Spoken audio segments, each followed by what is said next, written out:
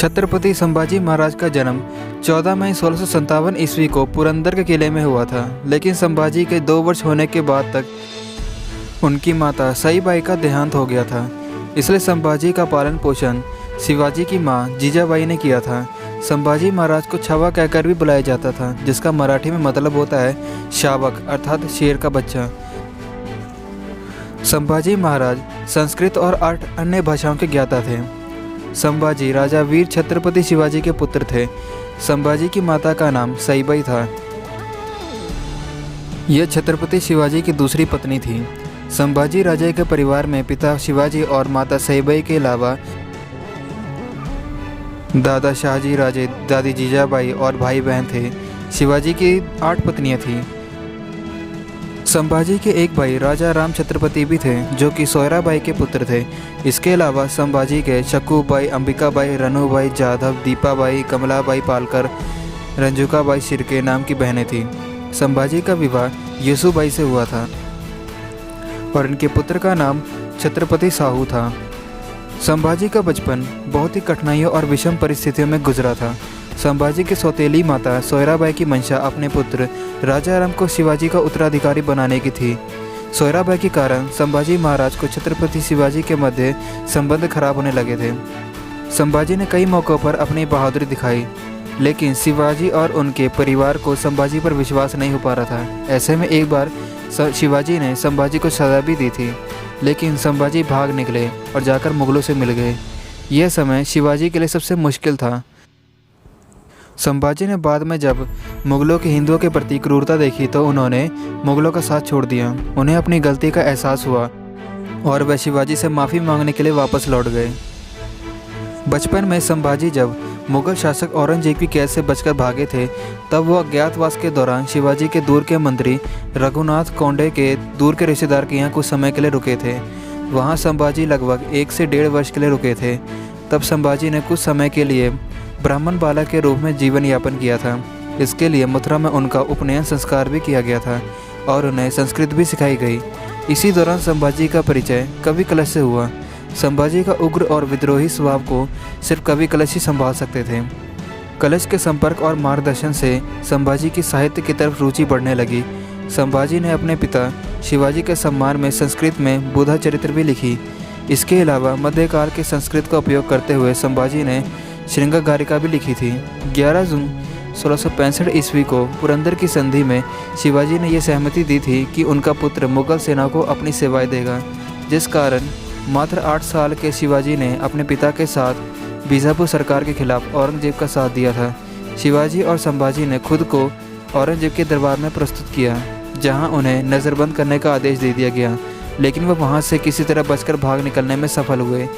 30 जुलाई 1680 ईस्वी को संभाजी और उनके अन्य सहयोगियों को सत्ता सौंप दी गई।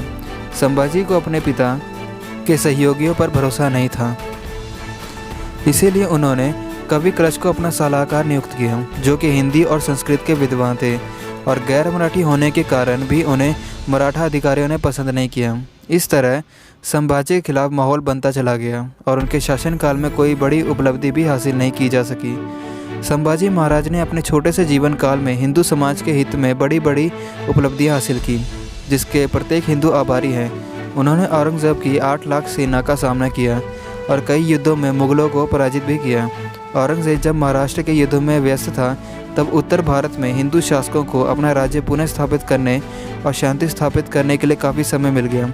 इस कारण ही वीर मराठाओं के लिए सिर्फ दक्षिण ही नहीं बल्कि पूरे राष्ट्र के लिए हिंदू उनके ऋणी हैं, क्योंकि उस समय अगर संभाजी महाराज औरंगजेब के सामने समर्पण कर देते या उनके साथ कोई संधि कर लेते तो औरंगजेब अगले 2 से 3 वर्षों में उत्तर भारत के राज्यों को वापस हासिल कर लेता और वहाँ की आम प्रजा और राजाओं की समस्या बढ़ जाती।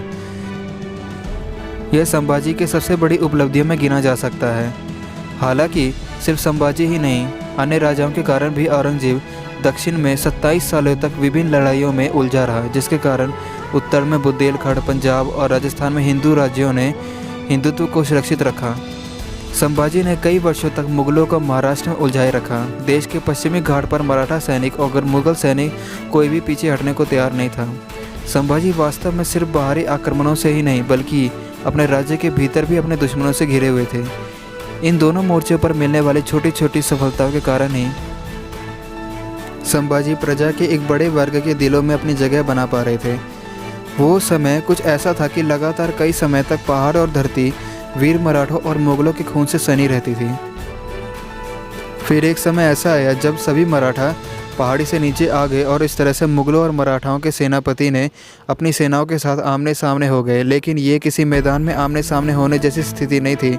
इसमें मराठाओं का स्थान पहाड़ के निचले हिस्से से लेकर चोटी तक था, जबकि पहाड़ों के पास के मैदानों में मुगल सेना ने अपना डेरा जमा रखा था। ऐसे में लगभग 7 वर्षों तक आघात और प्रतिघात का क्रम चला, जिसमें मुगल सैनिकों द्वारा गढ़ को जीतना और मराठाओं द्वारा वापस हासिल करना लगातार कठिन हो रहा था। हालत ये थे कि उत्तर भारत में कुछ राज्य सोचने लगे थे कि औरंगजेब कभी दिल्ली नहीं आएगा और हिंदुओं के साथ जंग में हार जाएगा। इस बीच संभाजी ने 1682 ईस्वी में औरंगजेब के पुत्र अकबर को शरण देने की पेशकश भी की, जिससे मुगल राजपूत राजाओं ने बचा लिया। शिवाजी महाराज के समय ही मुगलों के दबाव में हिंदू से मुस्लिम बने भाइयों की घर वापसी शुरू हो गई थी। शिवाजी महाराज ने सबसे पहले नेताजी पलकर को पुनः हिंदू बनाया, जिन्हें की जबरन मृत्यु का भय दिखाकर इस्लाम अपनाने को मजबूर किया गया था। संभाजी ने अपने पिता के सपने को साकार करने के लिए इसे आगे ले जाते हुए इसी दिशा में कई सराहनीय कदम उठाए। संभाजी महाराज ने इसके लिए अलग से विभाग ही बना दिया। संभाजी भगवान शिव के परम भक्त थे, जो अपने अंतिम समय तक मुगलों के सामने भी हिंदू देव भगवान शिव का अनुसरण करते रहे। संभाजी का एक नाम शंभूजी था, जो कि महादेव का ही एक नाम है। संभाजी को जब शिवाजी के साथ औरंगजेब की शरण में जाना पड़ा, तब उन्होंने महाराष्ट्र से लेकर काशी विश्वनाथ से होते हुए दिल्ली तक की कठोर यात्रा की, जिससे उनके जीवन के कई प्रारंभिक वर्ष निकल गए। इसी दौरान बाल शंभू को भगवान में अपने इष्ट देव दिखने लगे और शंभू राजे ने शिव शंभू की आराधना शुरू की। वास्तव में महान शिवाजी के देहांत के बाद 1680 ईस्वी में मराठाओं को मुश्किलों का सामना करना पड़ा था। औरंगजेब को लगा था कि शिवाजी के बाद उनका पुत्र संभाजी ज़्यादा समय तक टिक नहीं सकेगा, इसलिए शिवाजी की मृत्यु के बाद 1680 ईस्वी में औरंगजेब दक्षिण की तरफ बढ़ाया। उसके साथ 4 लाख जानवर और 50 लाख की सेना थी। औरंगजेब ने बीजापुर की सल्तनत के आदिल शाह और गोलकुंडा की सल्तनत के कुतुब शाही को परास्त किया और वहां अपने सेनापति मुबारक खान और शास खान को नियुक्त किया। इसके बाद औरंगजेब ने मराठा राज्य का रुख किया और वहां संभाजी की सेना का सामना किया। 1682 ईस्वी में मुगलों ने मराठाओं के रामसेई दुर्ग को घेरने की कोशिश की, लेकिन 5 महीने के प्रयासों के बाद भी वो सफल न हो सके। फिर 1687 ईस्वी में वाई के युद्ध में मराठा सैनिक मुगलों के प्रति कमज़ोर पड़ने लगे। वीर मराठाओं के सेनापति हम्बीराव मोहिते शहीद हो गए और सैनिक सेना को छोड़कर भागने लगे। संभाजी इसी दौरान संकेश्वर में 1689 ईस्वी को फरवरी को मुगलों के हाथ लग गए। 1689 ईस्वी तक स्थितियां बदल चुकी थी। मराठा राज संगमेश्वर में शत्रुओं के आगमन से अनभिज्ञ था। ऐसे में मुकराब खान के अचानक आक्रमण से मुगल सेना महल तक पहुंच गई और संभाजी के साथ कवि कलश को बंदी बना लिया गया। उन दोनों को कारागार में डाला गया और उन्हें वेद विरुद्ध इस्लाम अपनाने को विवश किया गया। औरंगजेब के शासनकाल के आधिकारिक इतिहासकार मसीर प्रथा अंबारी और कुछ मराठा सूत्रों के अनुसार कैदियों को चैनों से जकड़कर हाथी के हौदे से बांधकर औरंगजेब के कैंप तक ले जाया गया, जो कि अकलूस में था। मुगल शासक तक ये खबर पहले ही पहुंच चुकी थी और उन्होंने इसके लिए एक बड़े महोत्सव के आयोजन की घोषणा की। मुगलों की जीत के जश्न के लिए शेख निज़ाम का चित्र बनवाया गया। मुगल पुरुष सड़कों पर और झरोकों से झांकती हुई महिलाएं बुरखों से भीतर से हारे हुए मराठा को देखने के लिए उत्सुक थीं, जबकि राह में पड़ने वाले हर मुगल उनकी हंसी उड़ा रहे थे और कोई तो अपमान में मुंह पर थूक भी रहा था। मुगलों में मिले हुए राजपूत सैनिकों को संभाजी के लिए बहुत सहानुभूति थी। संभाजी ने उन्हें लड़काते हुए कहा था कि या तो वो उन्हें खुला छोड़कर सम्मुख युद्ध कर ले या फिर उन्हें मारकर इस अपमान से मुक्ति दे, लेकिन मुगलों के डर से वो सैनिक खामोश थे। इस तरह 5 दिन तक चलने के बाद औरंगजेब के दरबार में वह पहुँचे। औरंगजेब संभाजी को देखकर अपने सिंहासन से नीचे उतरकर आया और उसने कहा कि मराठाओं का आतंक कुछ ज़्यादा ही हो गया था। वीर शिवाजी के पुत्र का मेरे सामने खड़े होना एक बहुत बड़ी उपलब्धि है। ऐसा कहकर औरंगजेब ने अपने अल्लाह को याद किया और उनको घुटने देखने के लिए कहा। कवि कलश उस समय चैनों से बंधे हुए एक तरफ खड़े थे, लेकिन उन्होंने संभाजी की तरफ देखा और उन्होंने कहा कि हे मराठा राजे, देखिए आलमगीर खुद अपने सिंहासन से उठकर आपके लिए श्रद्धा से नतमस्तक होने आया है। इससे औरंगज़ेब आग बबूला हो गया और उसने उन दोनों को तहखाने में डालने का आदेश दे दिया। औरंगज़ेब ने शेख निज़ाम को फतेह जंग खान ए आज़म की उपाधि देने की घोषणा की। साथ ही 50,000 रुपये, एक घोड़ा, एक हाथी और 6,000 सैनिक की टुकड़ी देने की घोषणा की। इसके अलावा उसके पुत्र इकबास और भतीजे को भी उपहार और सेना में उच्च पद देने की घोषणा की। मुगल नायकों ने संभाजी को सुझाव दिया कि वह अपना पूरा राज्य और अब सभी किले औरंगज़ेब को सौंप दे तो औरंगज़ेब संभाजी की जान बख्श देगा। संभाजी ने इस बात से मना कर दिया। इसके बाद मुगल सैनिक अपने इस उद्देश्य पर लौट आए जिसके लिए उन्होंने भारत पर आक्रमण किया था, जिसमें गैर मुस्लिम को मुस्लिम बनाना और जनता को लूटना और महिलाओं का शील भंग करना मुख्य कारण था। संभाजी ये सब देखकर बहुत आहत हो रहे थे। ऐसे में संभाजी की हालत देख उन्हें फिर से औरंगज़ेब का ये संदेश आया कि वो यदि इस्लाम अपना लेते हैं तो उन्हें ऐशो आराम की ज़िंदगी दी जाएगी। लेकिन संभाजी ने साफ कह दिया कि आलमगीर देश का सबसे बड़ा शत्रु है और वो ऐसी कोई संधि नहीं कर सकते जो उनके राष्ट्र के सम्मान के विपरीत हो। कठोर यातना के बाद भी ना झुकने पर संभाजी और कलश को कैद से निकालकर घंटी वाला टोपी पहना दी और उनके हाथ में झुंझुना बांधकर उन्हें ऊँटों से बांध दिया गया और तुलापुर के बाज़ार में घसीटा जाने लगा। मुग़ल लगातार उनका अपमान कर रहे थे और उन पर थूक रहे थे। उन्हें ज़बरदस्ती घसीटा जा रहा था जिसके कारण झुनझुने की आवाज़ साफ सुनाई दे रही थी। मुग़ल अपनी असलियत का परिचय देते हुए यह सब देखकर क्रूरता से हंस रहे थे और उपहास कर रहे थे। मंत्री कलश भी ऐसे में हार मानने वालों में से नहीं थे।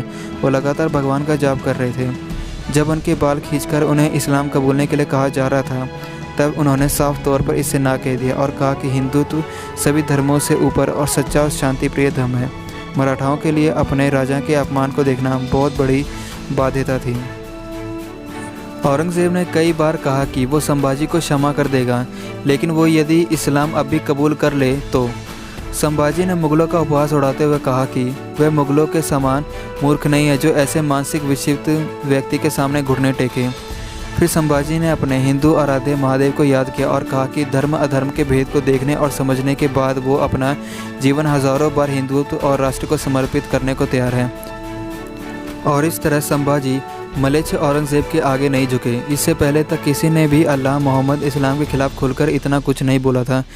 औरंगज़ेब ने इससे क्रोधित होकर आदेश दिया कि संभाजी के घावों पर नमक छिड़का जाए और उन्हें घसीटकर औरंगज़ेब के सिंहासन के नीचे लाया जाए।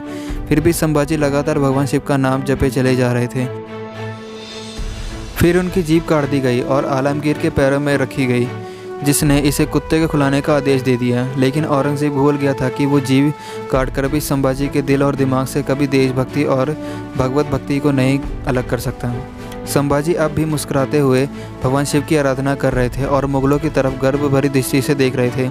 इस पर उनकी आंखें निकाल दी गई और फिर उनके दोनों हाथ भी एक एक करके काट दिए गए और ये सब धीरे धीरे हर दिन संभाजी को प्रताड़ित करने के लिए किया जाने लगा। संभाजी के दिमाग में तब तक भी पिताजी वीर शिवाजी की यादें थीं जो उन्हें प्रति क्षण इन विपरीत परिस्थिति का सामना करने के लिए प्रेरित कर रही थी। हाथ काटने के बाद भी लगभग 2 सप्ताह के बाद 11 मार्च 1689 ईस्वी को उनका सर भी धड़ से अलग कर दिया गया। उनका कटा हुआ सर महाराष्ट्र के कस्बों में जनता के सामने चौराहों पर रखा गया, जिससे कि मराठाओं में मुग़लों का डर पैदा हो सके और उनके शरीर के छोटे छोटे टुकड़े कर दिए गए और तुलापुर के कुत्तों को खिलाया गया। लेकिन ये सब वीर मराठा पर अपना प्रभाव नहीं कर सके। अंतिम क्षणों तक भगवान शिव का जाप करने वाले बहादुर राजा के इस बलिदान से हिंदू मराठाओं में अपने राजा के प्रति सम्मान, मुग़लों के प्रति आक्रोश बढ़ गया। एक अन्य किंवदंती के अनुसार संभाजी का वध वाघ नागले मतलब चीते के नाखूनों से किया गया था। उन्हें 2 हिस्सों में चीरकर फाड़ा गया था और कुल्हाड़ी से सर काटकर पुणे के पास तुलापुर में भीमा नदी के किनारे पर फेंका गया था। दोस्तों, इस वीडियो में जो भी हमने आपको जानकारी दी है ये सब इंटरनेट से ली गई है। इस वीडियो में कोई भी टॉपिक हमने अपनी तरफ से ऐड नहीं किया है। तो दोस्तों, आपको वीडियो कैसी लगी है प्लीज़ कमेंट सेक्शन में इसके बारे में बताइए। और वीडियो अगर आपको अच्छी लगी हो तो वीडियो को लाइक और शेयर कर दीजिए और हमारे यूट्यूब चैनल को भी सब्सक्राइब कर दीजिए। Thanks for watching my video.